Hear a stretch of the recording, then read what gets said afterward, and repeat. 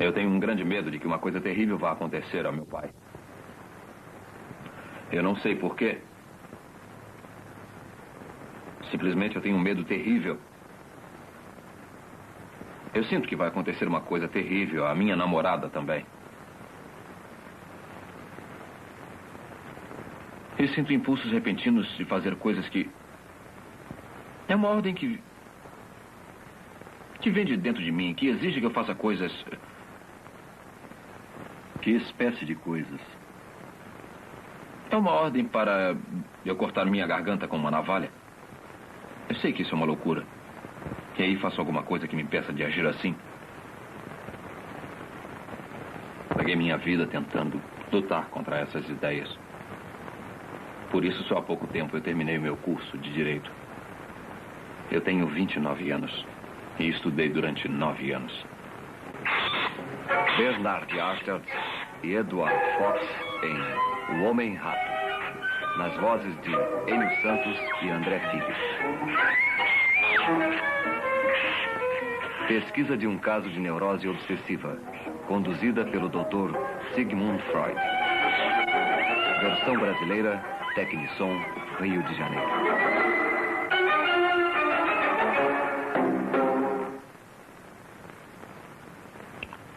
É tudo bem claro.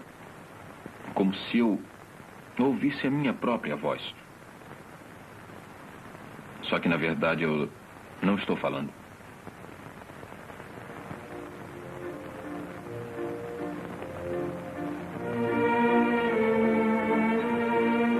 Viena, 1906. Capital do Império Austro-Húngaro. A tradicional cidade de Strauss, mulheres bonitas, aristocratas e soldados.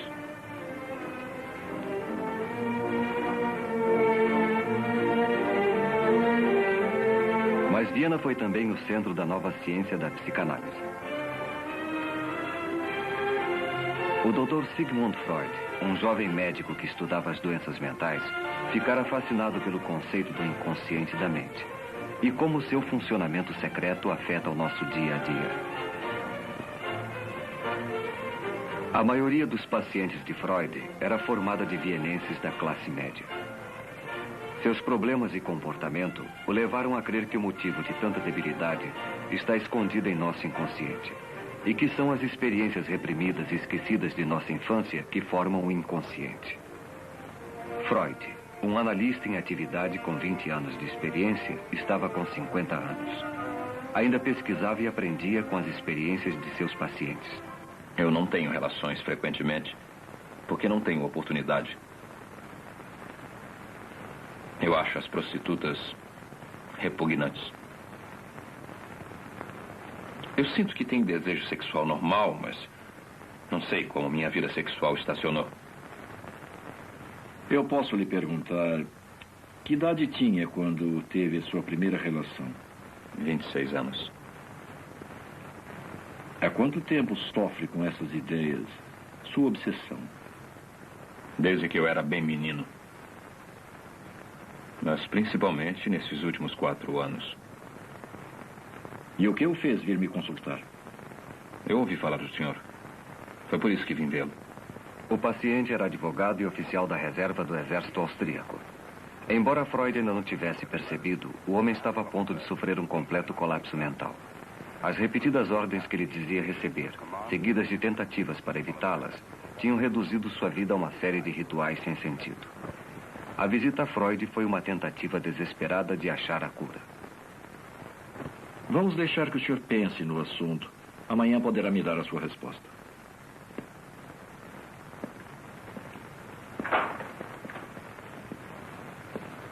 Eu vou falar com minha família a respeito. Como eu devo lhe pagar? Pode me pagar mensalmente, aos poucos. 70 florins para 70 ratos. Então eu lhe vejo amanhã. Passe bem. Passe bem. Freud não conhecia a extensão da doença do paciente. Mas se o inconsciente é o produto de experiências reprimidas da infância, eram esses acontecimentos esquecidos que Freud teria de revelar. Freud já havia percebido que os temores do paciente de que alguma coisa ia acontecer a seu pai e a sua namorada eram essencialmente absurdos. Durante todo o período de tratamento, Freud anotou detalhadamente as condições do paciente. Essas anotações, ele as usou como base para a conferência que fez no primeiro Congresso de Psicanálise, realizada em 1908.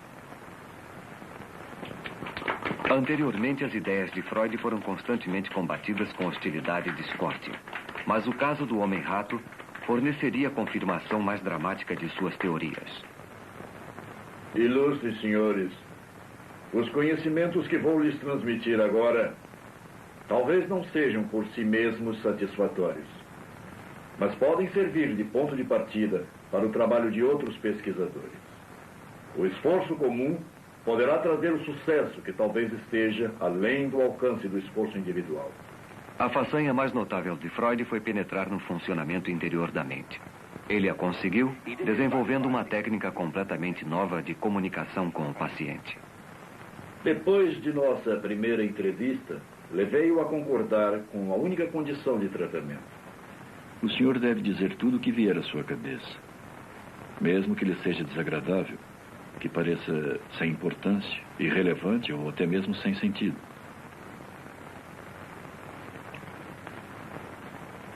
Eu sempre fui atormentado por impulsos criminosos. Eu costumava perguntar aos meus amigos, e ainda pergunto, se eles me desprezam por ser criminoso. Eles me dizem que desde que eu era pequeno eu sempre encarei a vida de modo negativo. Eu não sei porquê. Eu era feliz. Eu era muito amigo do meu pai. Sempre fui, toda a vida. Costumávamos conversar um com o outro sobre tudo. Menos sobre uma coisa. Nós tínhamos em casa uma jovem governanta chamada Senhorita Peter. Essa cena veio à minha cabeça bem distintamente anos mais tarde. Ela usava pouca roupa. Eu estava deitado ao seu lado. Então pedi que ela me deixasse tocá-la. Ela disse que eu podia, sim. Desde que não contasse aquilo para ninguém. Usava muito pouca roupa. E seu corpo me deu a impressão de ser muito estranho. Permitiu que eu tomasse algumas liberdades com ela. E isso me deixou com um desejo atormentador de contemplar o corpo feminino. Eu me lembro de umas coisas que aconteceram depois dos 6 anos. Eu ainda consigo me lembrar com uma intensa excitação. Nós tivemos outra governanta, que também era jovem e muito bonita. Ela costumava tirar a roupa e ficar se admirando no espelho.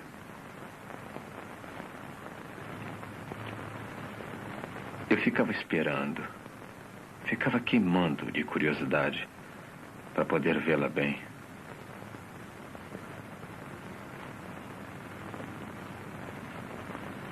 Quando eu tinha 6 anos, já ocorriam comigo as ereções.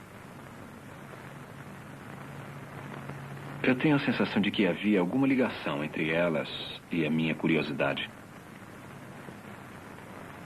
E eu tinha a mórbida impressão de que meus pais sabiam o que eu estava pensando. Mas tinha um pressentimento de que, tendo esses pensamentos, alguma coisa terrível iria acontecer. E eu devia fazer tudo o que pudesse para evitar que ela acontecesse.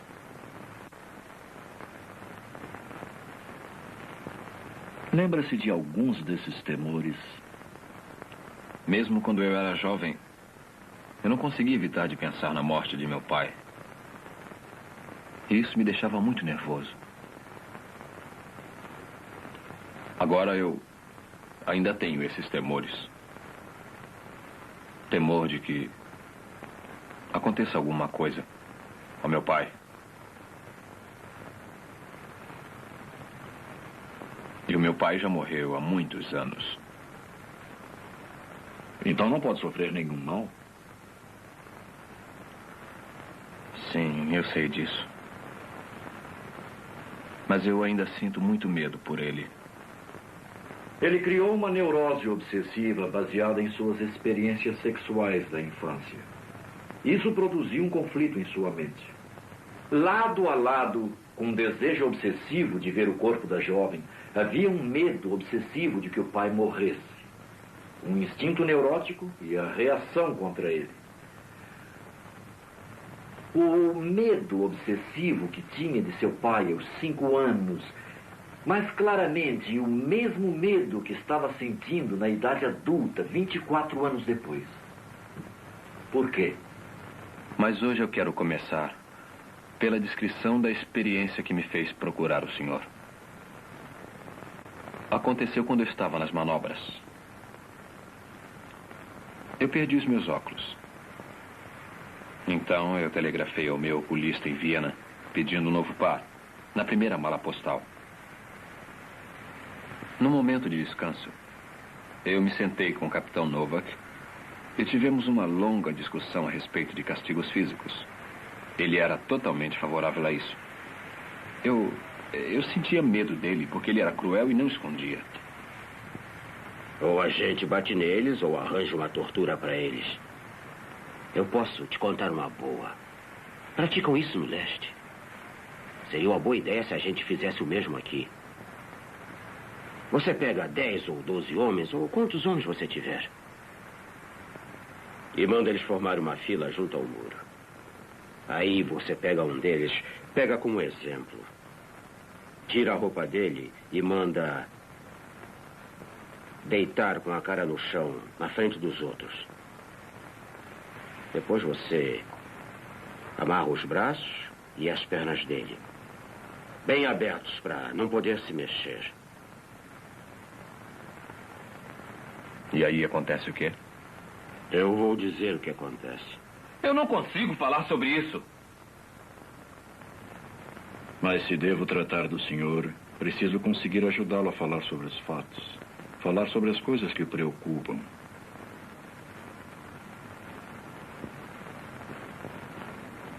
O prisioneiro foi trespassado.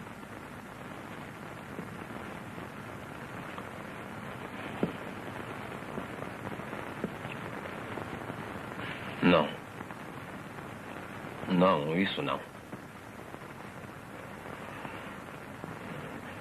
Mas eles pegaram um balde e colocaram o balde de boca para baixo. Sobre o traseiro do prisioneiro.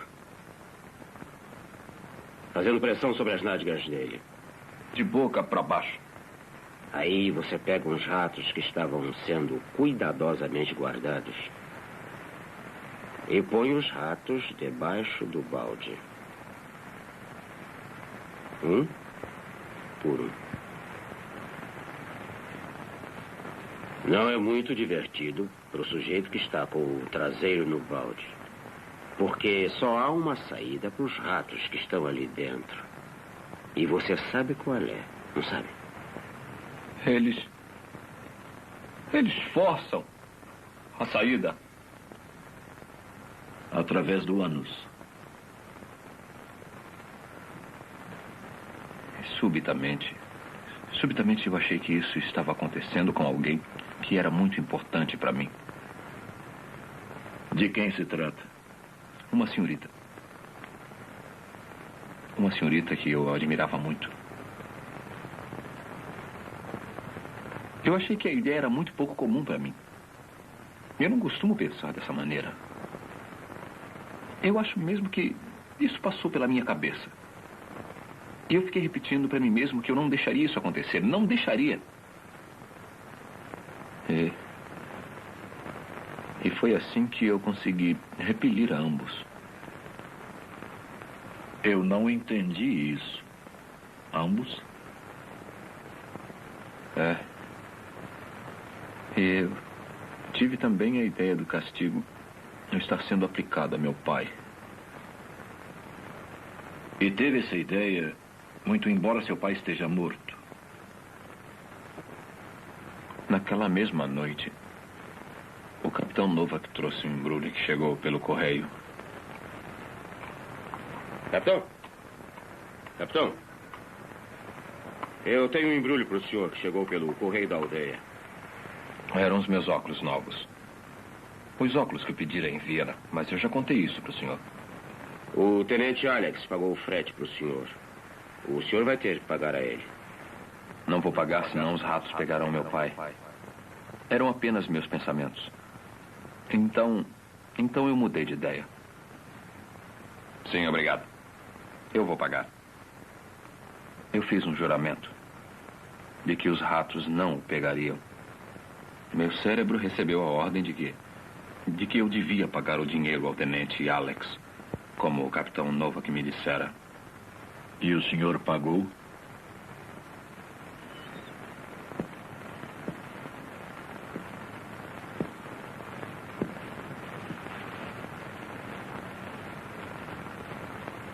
Naquele dia e nos 2 dias seguintes eu tentei pagar o dinheiro.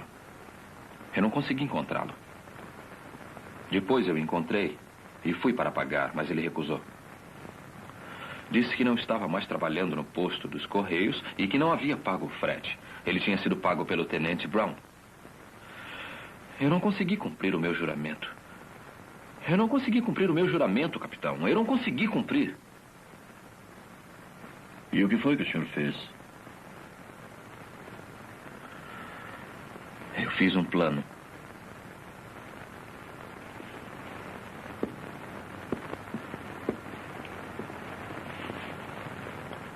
Eu iria até o posto dos Correios e o tenente Alex e o tenente Brown iriam comigo. E pediria ao tenente Alex para dar o dinheiro à moça da caixa do posto. Ela daria ao tenente Brown e ele estaria reembolsado. Aí eu mesmo pagaria ao tenente Alex e não deveria mais nada a ele. Cumpriria o meu juramento e salvaria meu pai dos ratos.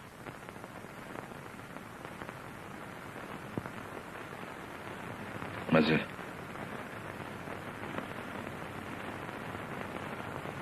eu fui covarde.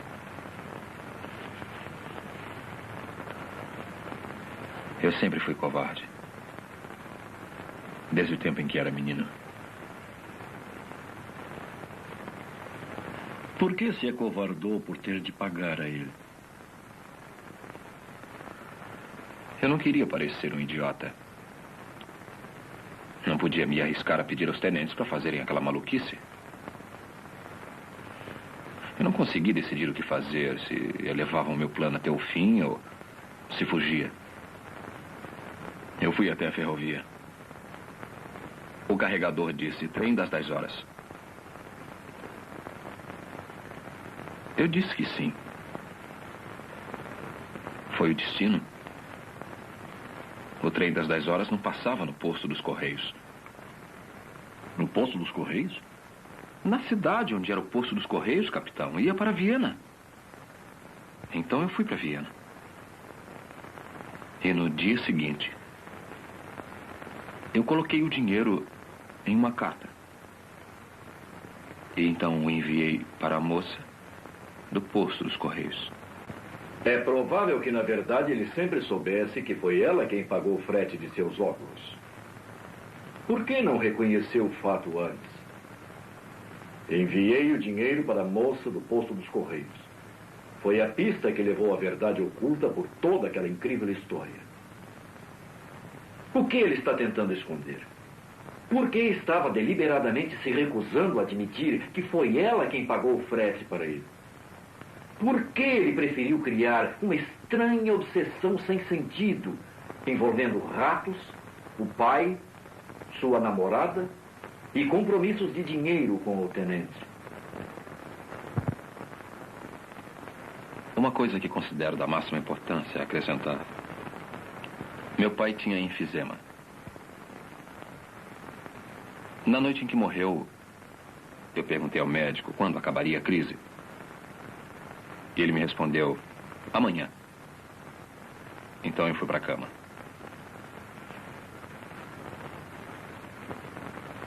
Meu pai morreu naquela noite. Nunca entrou na minha cabeça que ele pudesse morrer. E ainda não consigo entender que esteja morto. Só depois de quase 2 anos de sua morte foi que eu comecei a me preocupar com isso. Comecei então a me considerar um criminoso. Porque eu não estava presente quando ele morreu. Foi imperdoável. Porque afinal eu era o filho dele. Então eu sou um criminoso. Eu vou tentar explicar. O que precisamos fazer é encontrar as ligações certas. Ligar os seus sentimentos de reprovação, de culpa, de autocensura com o que realmente os causou. Sabe, ninguém está acostumado a ter sentimentos fortes sem que consiga explicá-los. Então, olhamos à volta buscando uma causa possível. E pegamos a primeira que pareça razoável. O senhor se agarra ao fato de estar ausente do leito de morte de seu pai. Mas fez a ligação errada. A verdadeira causa desse forte sentimento está em alguma experiência desconhecida alojada em seu inconsciente. O que nós temos a fazer é torná-la consciente e depois estabelecer a ligação certa. Quer dizer que minha sensação de ser um criminoso com relação ao meu pai é justificável? Provavelmente. Por algum motivo que desconhecemos. Mas nesse ponto do seu tratamento, vai achar difícil aceitar isso. Eu jamais aceitarei porque é impossível. Eu nunca fui um criminoso para o meu pai. E mesmo que eu aceitasse a justificativa desse sentimento, eu não vejo em que isso poderia me ajudar. O senhor está aceitando que o seu sentimento não ajudaria. Mas ele pode ajudá-lo a lembrar-se dos acontecimentos que deram origem a ele. E que ainda estão ocultos em seu inconsciente. Eu gostaria de falar sobre meu pai. Eu tenho umas fotografias dele. Eu sempre trago comigo.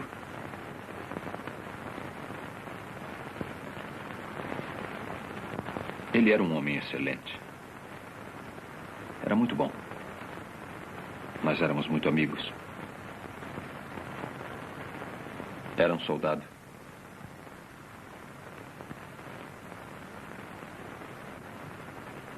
Isto é apenas um pensamento isolado, sem nenhum significado.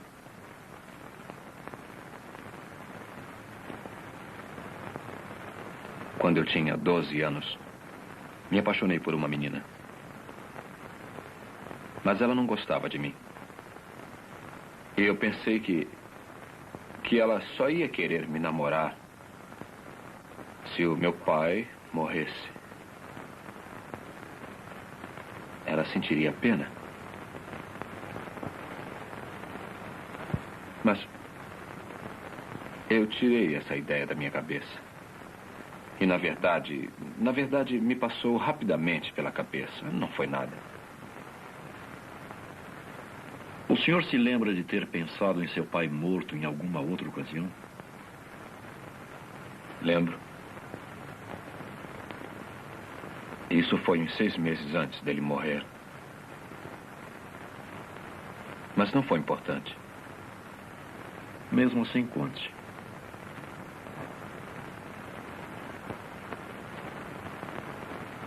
Prefiro não pensar nisso.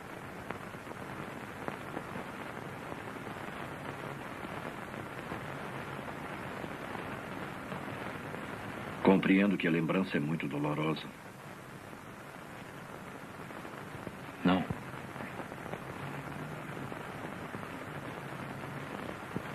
Eu não consigo me lembrar.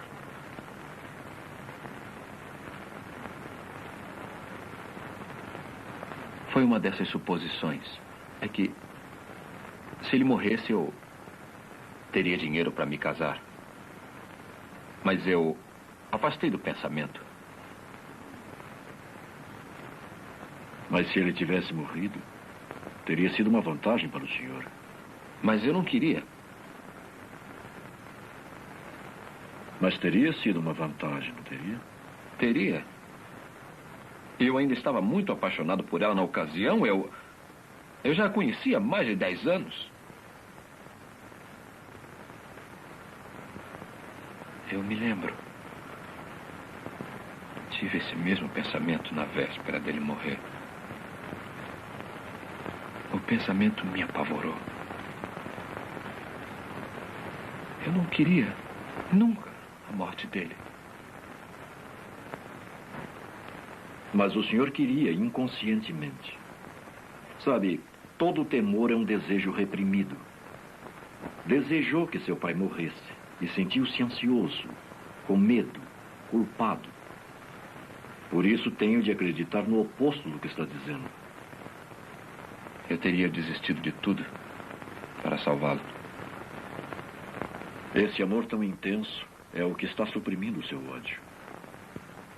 Eu desisti da felicidade. 3 vezes, desde o tempo em que era menino, desejou que seu pai morresse para que pudesse ter dinheiro e casar com a jovem que amava. Eu a amo. Mas eu nunca a desejei sensualmente, da mesma maneira que era excitado pela minha governanta quando eu era um menino. Os seus desejos sexuais normais foram inibidos pelas suas experiências da infância. E considera o seu pai um empecilho entre o senhor e o objeto de seus desejos sensuais. E o senhor o odiava por isso, desde quando era criança. Está enganado. Eu o amava. Eu o amava. Eu acho que devia ser fuzilado. Por que eu devo viver quando ele morreu?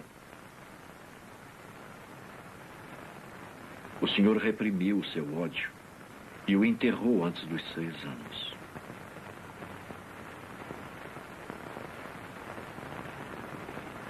Uma vez eu tentei matar meu irmão.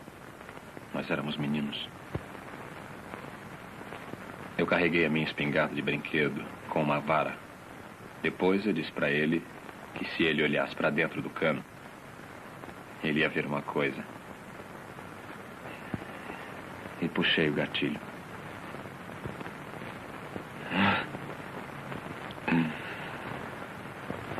Mas ele não se machucou, não.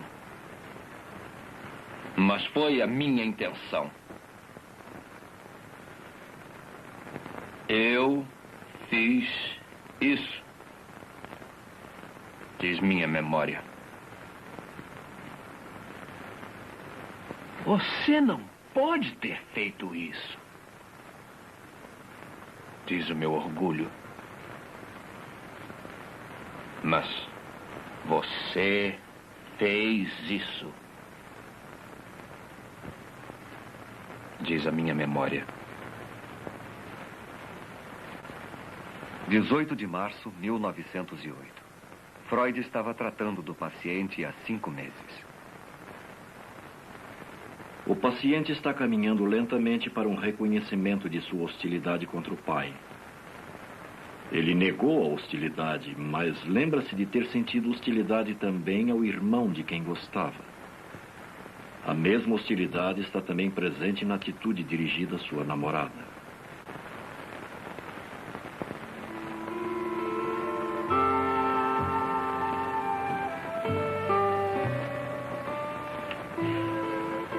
Nós estávamos no lago, num barco.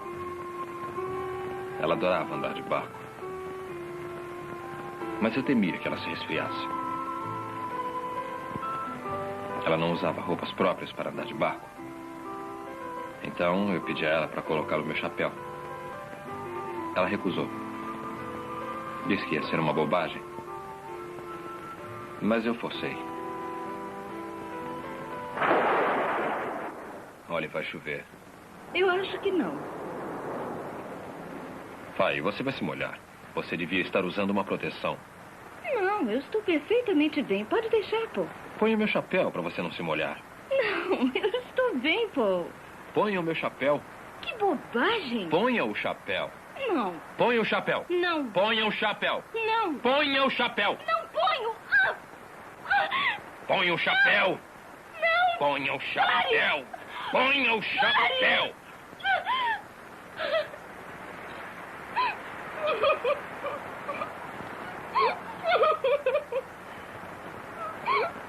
Nada deve acontecer a ela.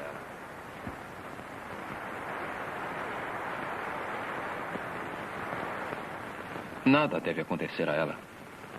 Nunca.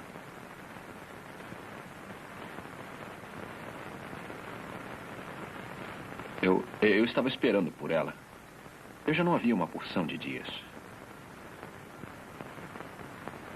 Mas havia uma pedra na estrada.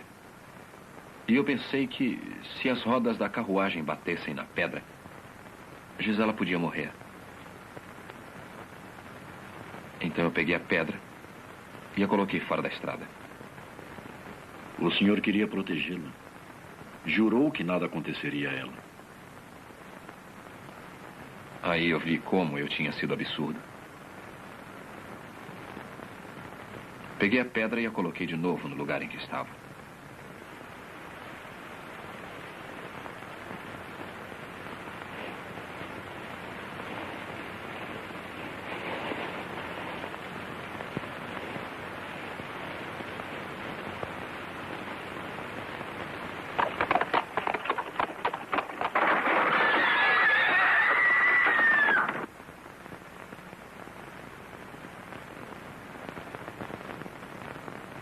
Queria que ela vivesse, queria que morresse.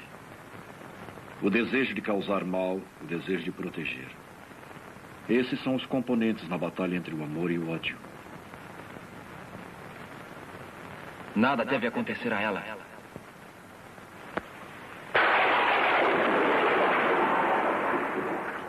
2, 3, 4, 5, 6, 7, 8, 9, 10, 11, 12, 13, 14, 15, 16, 17, 18, 19, 20, 21, Antes de 40 há o perigo dela morrer. Dela morrer. Morrer! 34, 35, 36, 37, 38, 39, 40! 40! 40! 40!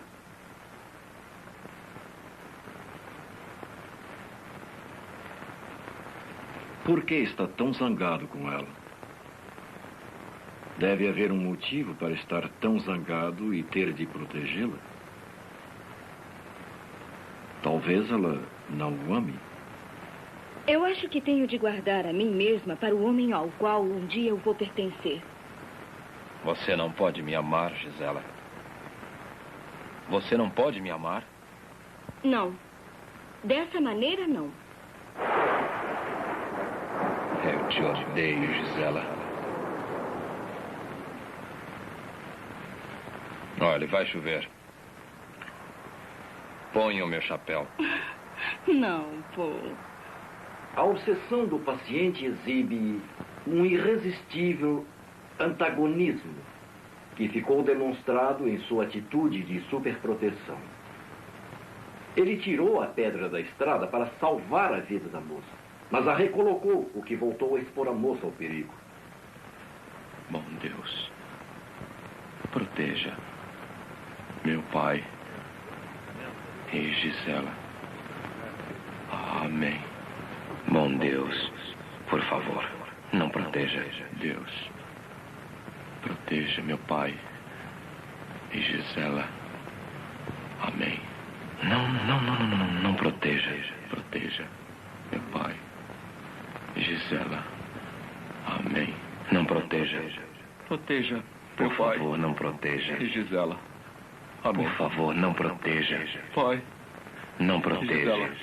Amém. Não proteja. Pai. Não proteja. Gisela. Não proteja. Amém. Gisela. Amém. Gisela. Amém. Não proteja. Gisela. Amém. Não proteja. Gisela. Gisela. Gisela. Amém. Gisela. Amém. Gisela. Amém. Gisela. Amém. Gisela. Amém. Gisela. Amém. Gisela. Amém. Gisela. Amém. Gisela. Amém. Gisela. Amém. Gisela. Amém. Gisela. Amém. Gisela. Amém.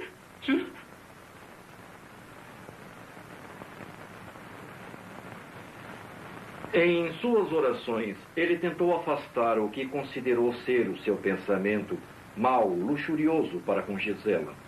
Uma oração de proteção para Gisela. Ele repetia tão depressa que nenhum mau pensamento poderia interferir. Mais tipicamente, a palavra proteção é que continha verdade, aquilo que devia ser afastado. A palavra Gisela mesmo, formada pelas duas palavras, o nome da moça, Gisela, e amém. Repetindo seguidamente, muito depressa, tornaram-se Giselamen, Giselamen, Giselamen, Gisela Semen.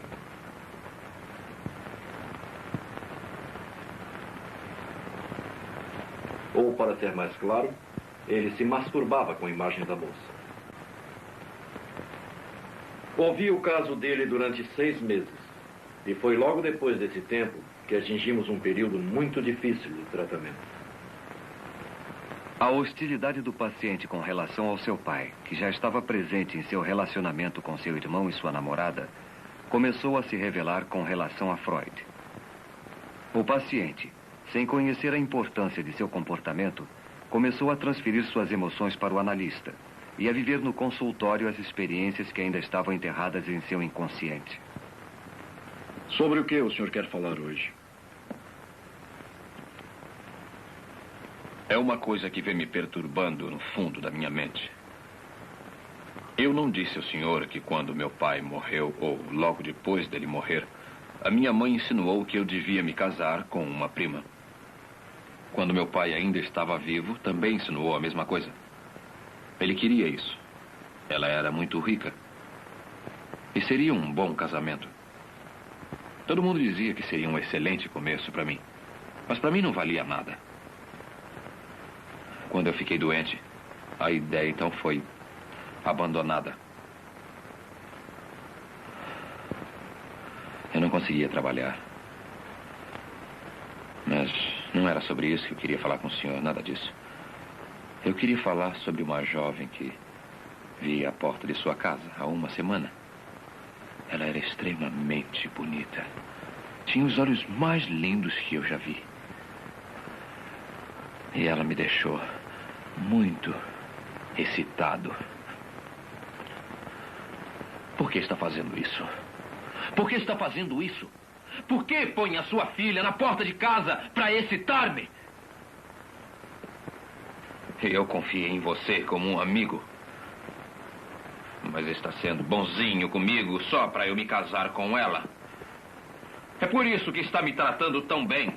Você quer que eu seja o seu genro?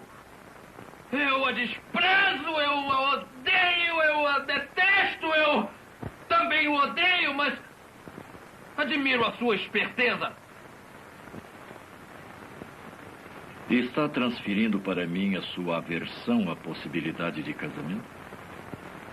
Essa não é a prima rica com quem sua mãe queria que casasse? O senhor é quem a está promovendo a minha filha. O senhor é mesmo muito esperto. Consegue insinuar coisas estúpidas, sim. E é muito inteligente também. Oh, muito inteligente. Esconde suas verdadeiras intenções. E sabe que ela tem olhos muito bonitos. Tão bonitos que cheguei a sonhar com ela.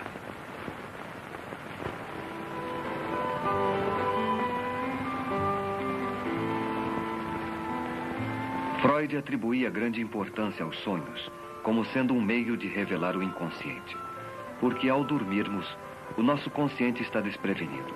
As ações em nossos sonhos, interpretadas corretamente, dão uma clara indicação dos desejos reprimidos e ansiedades alojados em nosso inconsciente.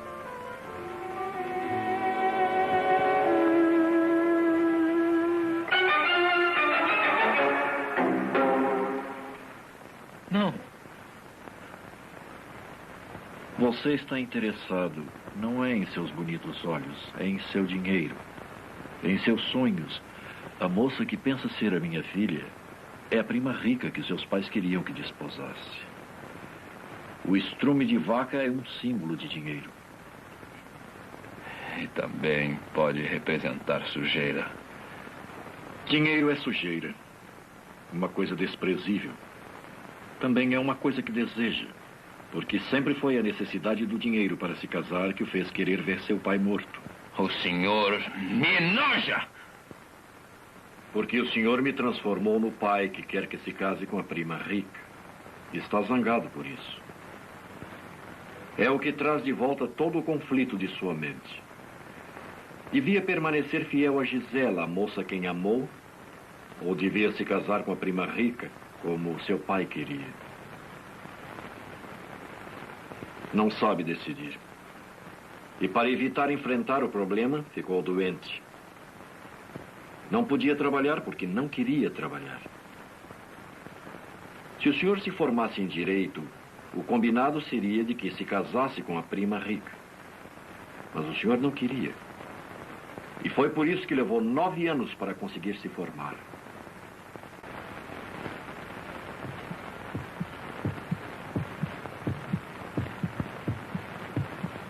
Depois que meu pai morreu, eu trabalhei.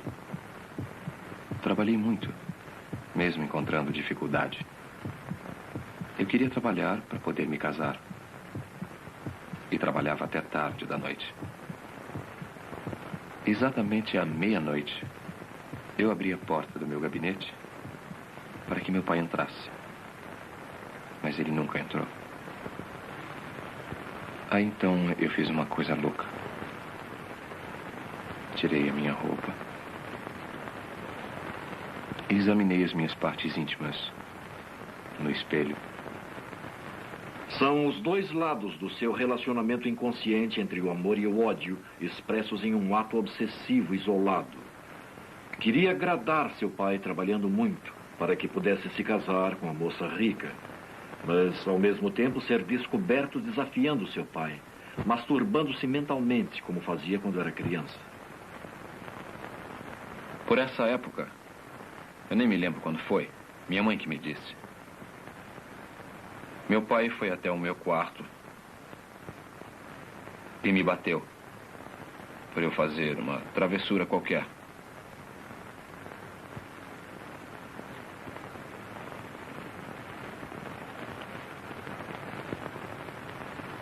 Eu tinha mordido alguém.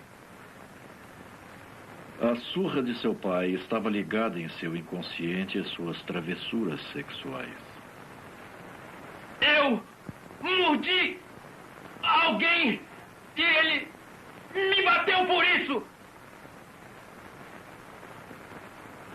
Seu rato! Rato sujo, imoral! Por que não me põe lá na rua? Está me transformando no pai com quem está zangado. Não. Não. Não. Não. Eu não vou machucá-lo.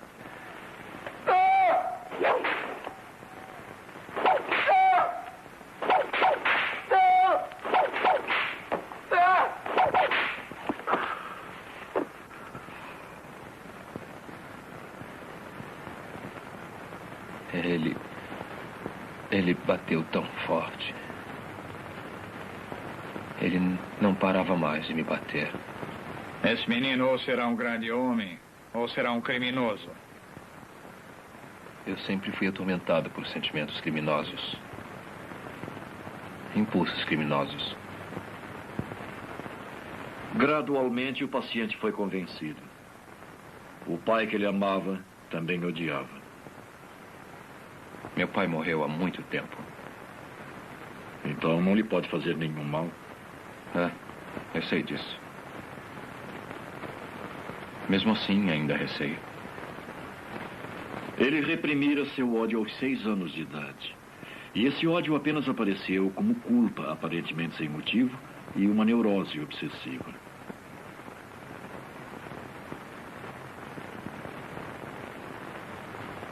Era um rato. Estava se alimentando do corpo de meu pai.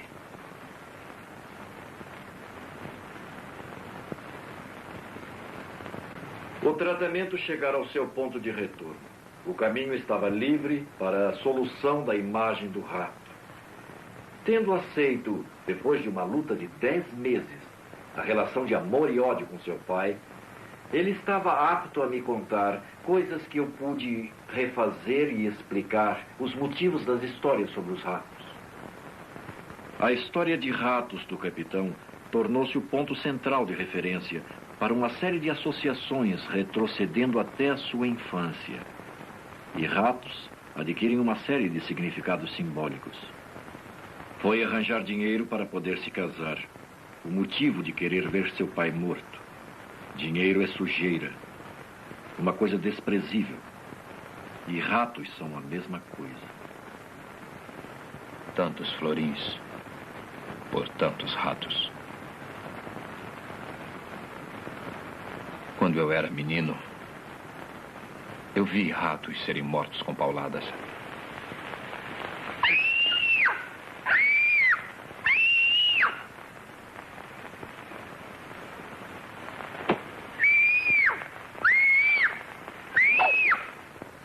O rato é o senhor quando criança. Ele bateu tão forte. Não parava mais de me bater. Lembra-se por que ele lhe bateu?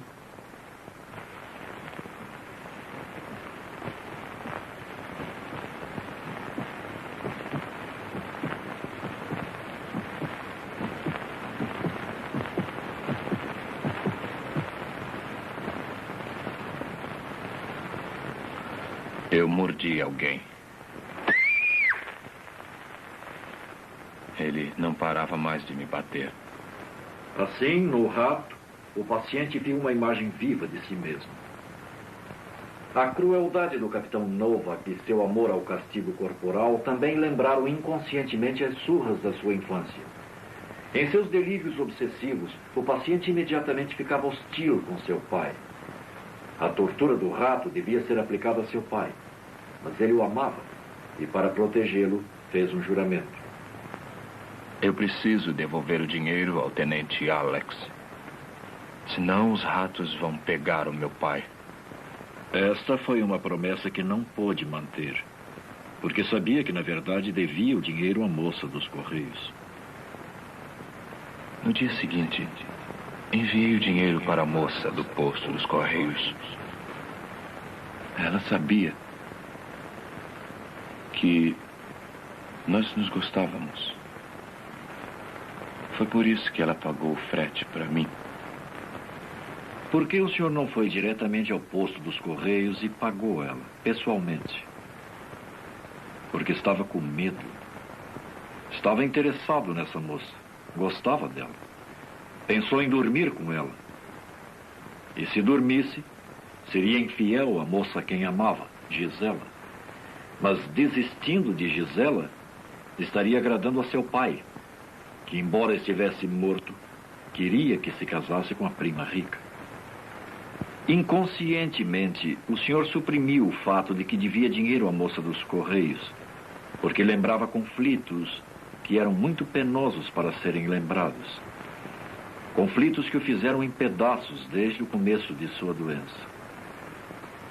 Não sabia se continuava a obedecer seu pai ou se devia se manter fiel à mulher que tanto amava.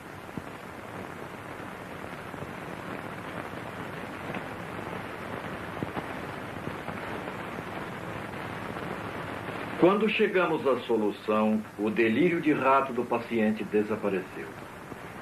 A mente do neurótico obsessivo é como a árvore que espalha os seus galhos em todas as direções. Mas seja qual for a folha que a pessoa tomar, ela sempre seguirá o caminho da raiz causadora do mal. Nesse caso, o conflito entre o amor e o ódio que nasceu da crença inconsciente do paciente de que seu pai ficou entre ele e os seus desejos sexuais.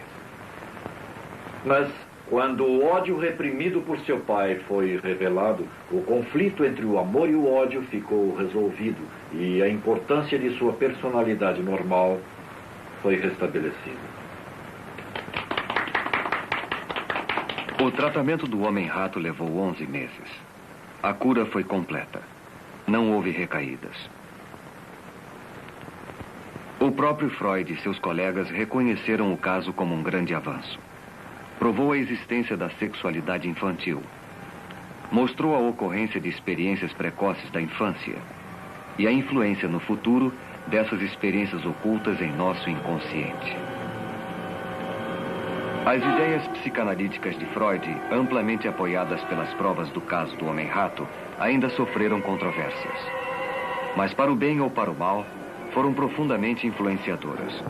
Freud é um dos poucos homens do qual se pode autenticamente dizer: ele revolucionou os nossos pensamentos e o nosso modo de viver.